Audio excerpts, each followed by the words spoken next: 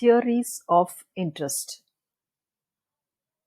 There are 4 theories of interest given in our syllabus: the abstinence theory, the agio theory, loanable funds theory, and liquidity preference theory. We have already seen the abstinence theory and the agio theory. Let us now see the loanable funds theory. Before that, we have to know about the classical theory of interest. The equilibrium interest rate, according to the classical theory, is determined by the intersection of demand and supply curves. Demand for money refers to investment and supply of money refers to savings. So the classical theory of interest says that the equilibrium interest rate is determined by the intersection of the demand and supply curves. That is the demand for capital and the supply for capital. So the rate of interest is determined by the intersection of the demand curve and the supply curve. The demand curve is given as the investment curve. Demand for money refers to investment. Why do we demand money? We demand money for the sake of investment. Supply refers to savings. How do people supply money? It is out of their savings. So here the two main components are investment and saving. Demand for money refers to the investment and supply of money refers to savings. So it is the intersection of the demand and supply for capital. Here it is the intersection of the investment curve and the savings curve.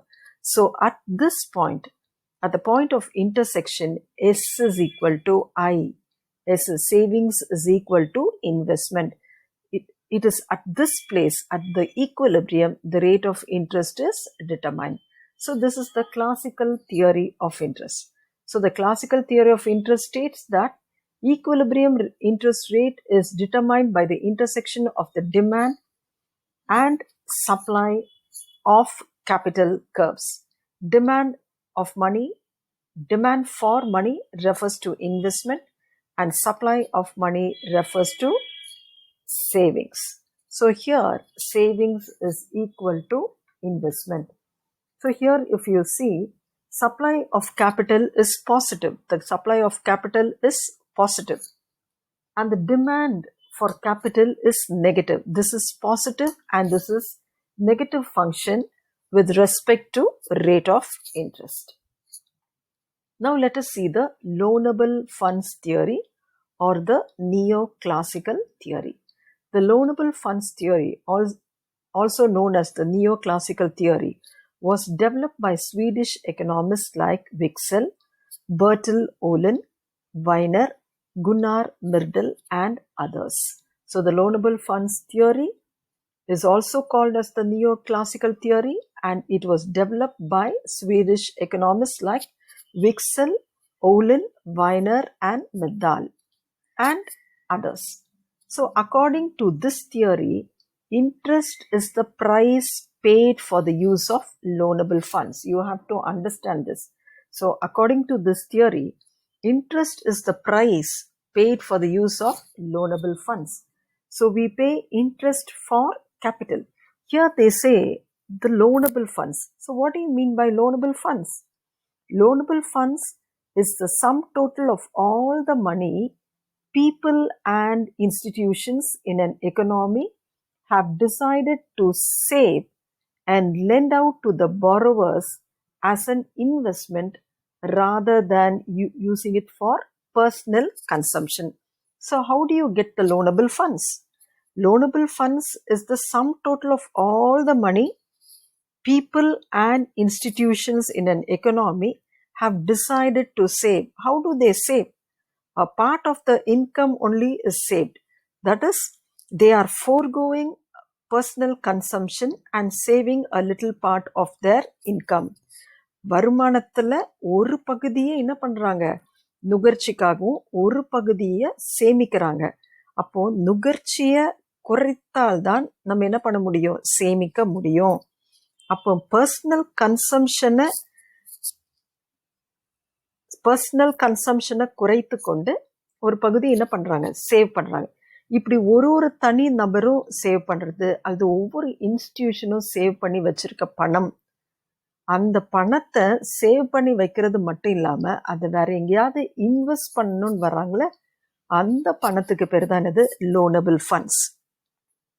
So loanable funds is the sum total of all the money.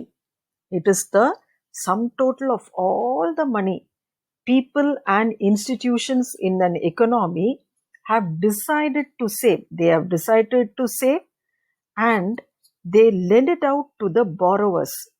Save பண்ணி வைக்கிறது மட்டும் பெருசு இல்லை, save பண்ணி they have to lend it out to the borrowers as an investment, okay, rather than using it for personal consumption. They are not using a part of their income for personal consumption. They are not using it. First, they are not using it for personal consumption. Next, they are deciding to save. Third one is they are willing to lend it out to the borrowers for the sake of investment. Such funds are called as loanable funds. So, according to this theory, interest is the price paid for the use of loanable funds. Whenever people are using these loanable funds, they have to pay a price which is called as the interest.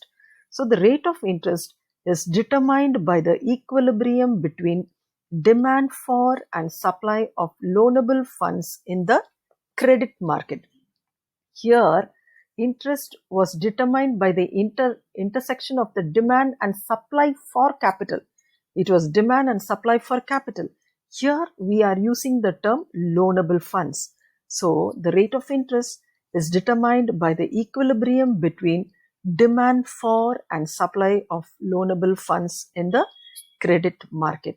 Here, if you see the classical theory of interest, we have the demand curve as well as the supply curve.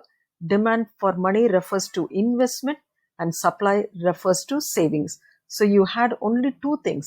One is investment and the other one is supply, savings, demand and supply. So here we talk about demand for loanable funds and supply of loanable funds. So first let us see the demand for loanable funds. The demand for loanable fund depends upon the following. There are three side headings given here. So the demand, why do people demand loanable funds? The first one is they demand for investment purpose. Second one, people demand loanable funds for consumption purpose. Third one is it is demand for hoarding. So people demand loanable funds for three reasons, or the demand for loanable fund depends upon the following. First one, demand for investment. The most important factor responsible for the loanable funds is the demand for investment. People demand loanable funds for investment purpose. Bulk of the demand for loanable funds comes from business firms which borrow money for purchasing capital goods. So the loanable funds, who demands loanable funds the most? It is the business firms. People or the entrepreneurs demand more of loanable funds rather than individuals. It is the firms which demand more of loanable funds. Why do they demand loanable funds? Because they want to purchase capital goods. What are capital goods? It can be a machinery or a plant or an equipment. So this is one of the most important factor responsible for loanable funds.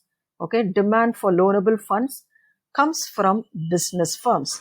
One thing you have to understand here, there is a inverse relationship between the demand for investment and rate of interest.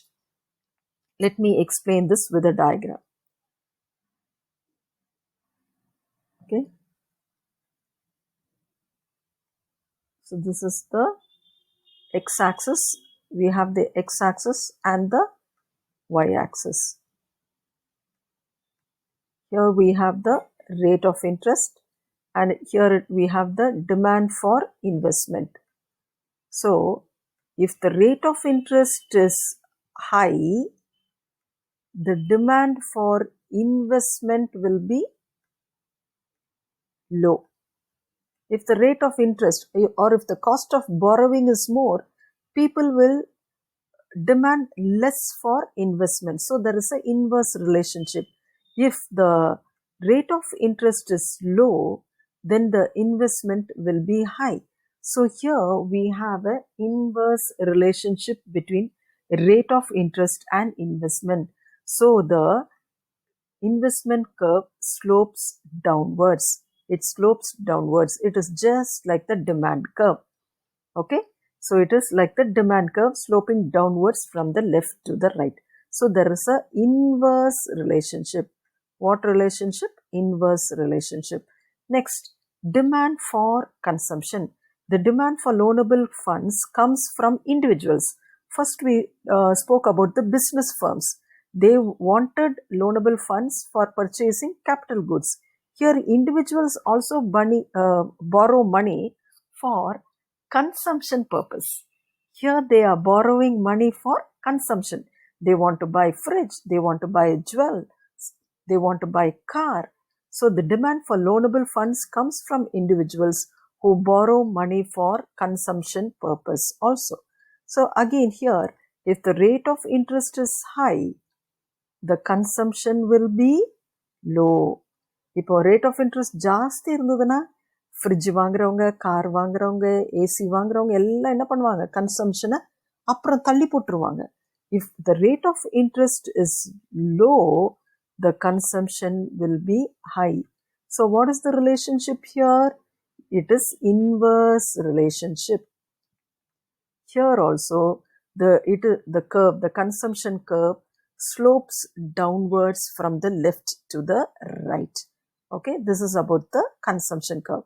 First we studied the investment curve, now the consumption curve. Next let us study about the demand for hoarding. The next demand for loanable fund comes from hoarders. What do you mean by hoarding? They do not want to invest their money anywhere. They just want to keep the money at homes. This is only called as hoarding. They don't want to invest it anywhere in the bank or in any firm. They just want to have money at home. It is for liquidity purpose. So the next demand for loanable fund comes from hoarders. Demand for hoarding money arises because of people's preference for liquidity. That is, idle cash balances and so on. They simply want to have some cash at home. So they want to have the money idle. They don't want to invest it anywhere. It is for liquidity purpose. So here also, if the rate of interest is high, the demand for hoarding will be low. Okay? The demand for hoarding. If the rate of interest is low, the demand for hoarding will be high because they don't want to invest it anywhere because the rate of interest is very low. So they feel it is better to have the money at home itself. If the rate of interest is high, what will they do? They won't hoard the money. They will try to invest it somewhere. So here also the hoarding curve slopes downwards just like the demand curve. Here also it is an inverse relationship. So the demand for investment, the demand for consumption, and the demand for hoarding has inverse relationship with the rate of interest. So here the demand for consumption, the demand for investment, and the demand for hoarding varies inversely with the interest rate. Okay, people prefer to have their idle cash balance. That is only called as hoarding. ஹோர்டிங்னா என்னது? சும்மா வீட்டில் வச்சிருக்கிறதுக்கு, எங்கேயோ பேங்க்ல போட்டு interest எடுக்கிறதுக்குன்னா அந்த மாதிரிலாம் ஆசையே இல்லை. வீட்டில் சும்மா வச்சிருக்கணும், ஏதாவது அவசரத்துக்கு தேவை இருந்தால் எடுத்து யூஸ் பண்ணணும், லிக்விடிட்டி. ஓகே, ஸோ இந்த 3 கர்வ்ஸும் எந்த கர்வ் மாதிரி இருக்கு? டிமாண்ட் கர்வ் மாதிரி இருக்கு. அப்போ அந்த கர்வ் எப்படி இருக்கு? It slopes downwards from the left to the right. It has got negative slope. That's why we say it has inverse relationship. எதோட inverse relationship? Rate of interest ஓட inverse relationship. So I want to repeat it again. the demand for investment, the demand for consumption, and the demand for hoarding varies inversely with interest rate. Next, let us see the supply of loanable funds. We have seen the demand for loanable funds. Why people demand loanable funds. Now, how do we get the loanable funds? எங்க இருந்து வருது loanable funds? First loanable funds வரது வந்து சேவிங்ஸ்ல இருந்து வருது. இதுதான் most important source of loanable funds. The most common source of loanable funds is from savings of individuals as well as institution. Okay, so loanable funds comes from savings. இதுதான் first loanable funds. Supply of loanable funds எங்க இருந்து வருது? Savings. மக்களும் இண்டிவிஜுவல்ஸும் சரி, நிறுவனங்களும் சரி, அவங்களுடைய ப்ராஃபிட்ல ஒரு பகுதியை சேமிக்கணும்னு யோசிக்கிறாங்க. தனிப்பட்ட நபர் தன்னுடைய வருமானத்துல ஒரு பகுதியை சேமிக்கிறாங்க. நிறுவனங்கள் தங்களுடைய லாபத்துல, தங்களுடைய ப்ராஃபிட்ல ஒரு பகுதியை சேமிக்கிறாங்க. இந்த சேமித்து வைக்கிறது தான் எங்க வருது? லோனபிள் ஃபண்ட்ஸ்க்கு வருது. So loanable funds comes from saving, and the most common source of loanable funds is from savings of individuals or institution. இங்க பாத்தீங்கன்னா savings is of two types. There are two types of savings. One is planned savings and the other one is called as unplanned savings. What do you mean by planned savings? Desire. They have desire to save. Some people have the desire to save. Out of their income, they want to save a part of their income, either in a bank or as LIC premium, or they want to make some EMI payments. They want to save it somewhere. They have already planned, out of 10,000 rupees, I have to save 2,000. I can spend only 8,000 rupees. This is, people have the desire to save. And this type of planning is called as planned savings. So savings planned by individuals are called as ex ante savings. இந்த மாதிரி சேவிங்ஸ்க்கு பேர் என்னது? ex ante savings. That is, people save the money out of desire and that saving has already been planned. This is one type of saving. The other type of saving is unplanned savings. It is called as ex post savings. That is, they do not have any desire or they haven't planned. But at the end of the month, after spending, they feel that they have a part of the income left. They earn 10,000 rupees. The last day of the month, they put a budget. They see that they have some leftover money in the purse. So this is an unplanned savings. Savings is left out after spending. So whatever is left out after spending, this saving is called as ex post saving. Save பண்ணணுன்னே நினைக்கல, மாதம் எல்லாம் செலவழித்து முடிச்சுட்டு பார்த்தா பர்ஸில் இன்னும் ஒரு 10,000 ரூபாய் இருக்குது, அது ஒரு 2,000 ரூபாய் இருக்குது. உடனே என்ன யோசிக்கிறாங்க, போ இதை போய் நம்ம சேவ் பண்ணலாம். இதுக்கு பேர் X post savings. So savings எத்தனை டைப்பு? 2 டைப் இங்கே.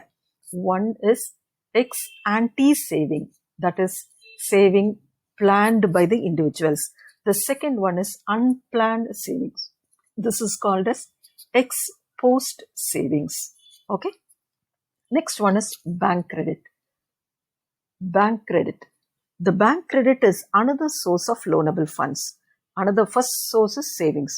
The another source for loanable funds is bank credit. The bank credit is another source of loanable funds. Commercial banks create credit and supply loanable funds to the investors. So what is bank credit? Bank credit is the total amount of funds a person or business can borrow from a financial institution. So what do you mean by bank credit? It is the total amount of money or fund which a person or a firm can borrow from any financial institution. So you can borrow even from financial institution. You can borrow from commercial banks.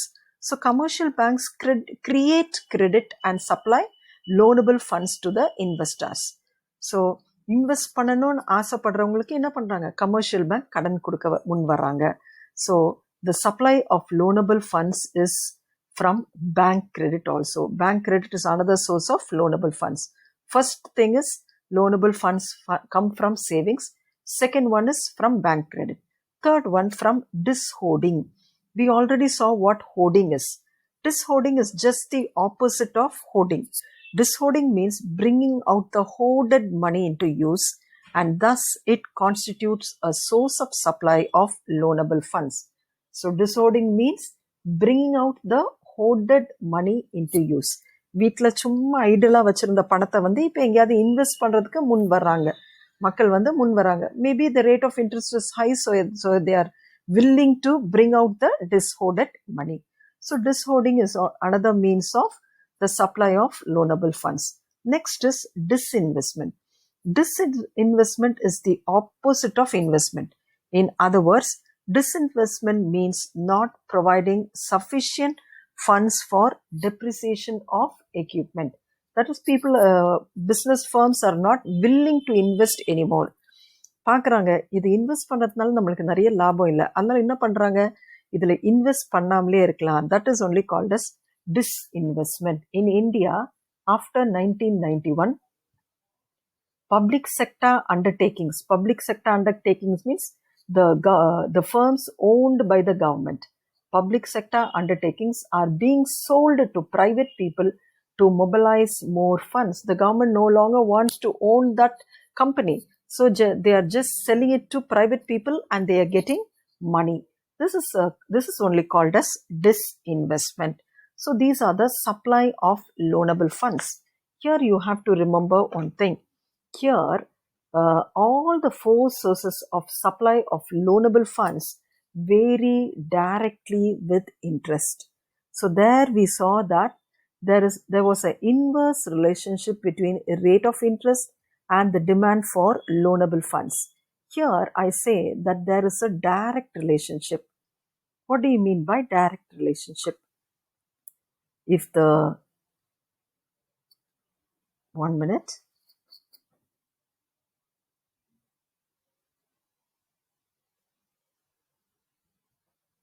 rate of interest is high, people will like to save more because the rate of interest is high. So they feel that instead of having the money at home, it is better to keep it in the bank. So if the rate of interest is high, the savings is high. If the rate of interest is low, the savings is low. So what relationship do you see here?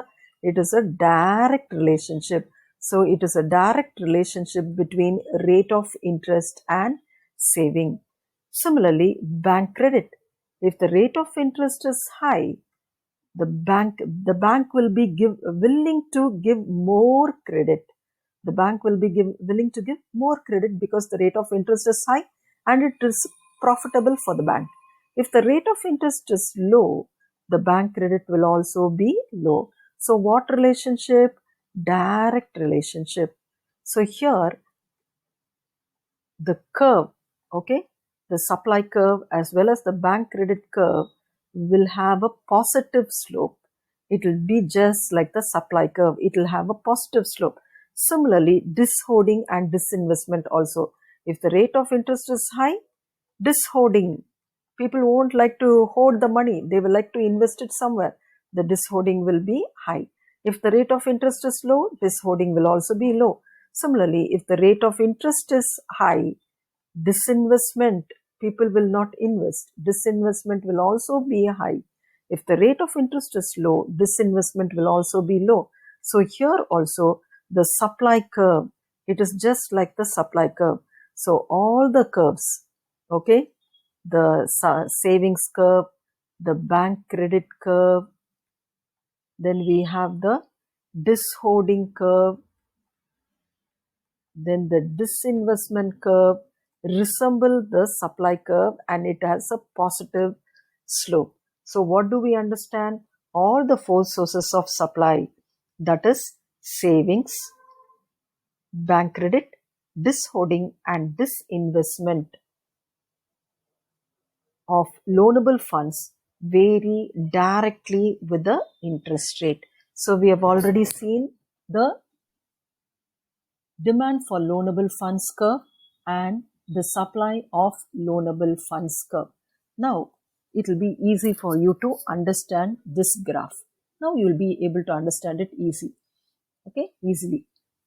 Equilibrium. What do you mean by equilibrium? Equilibrium means two opposing forces meeting each other. It is the demand and the supply.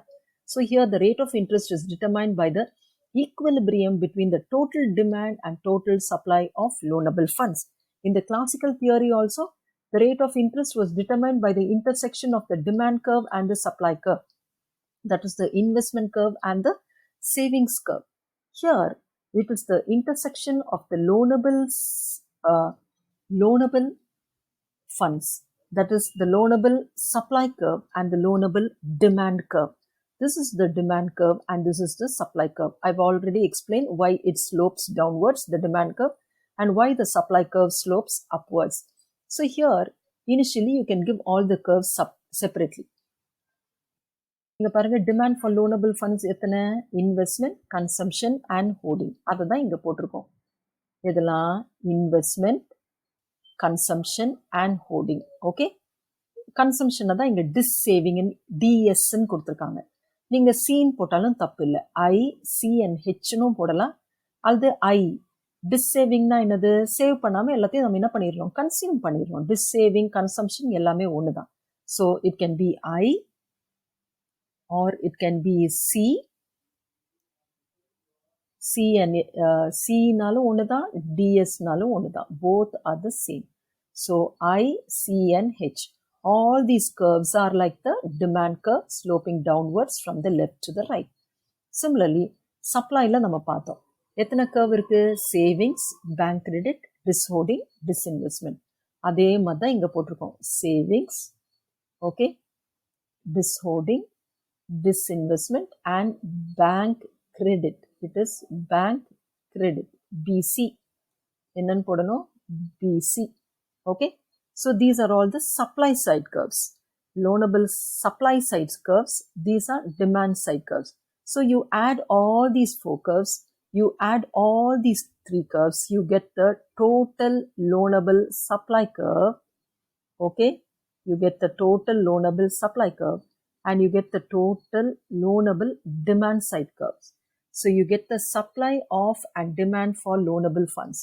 The intersection between these two are called as equilibrium. So this is the place where the rate of interest is determined. So if you draw a horizontal straight line parallel to the x-axis, you get R.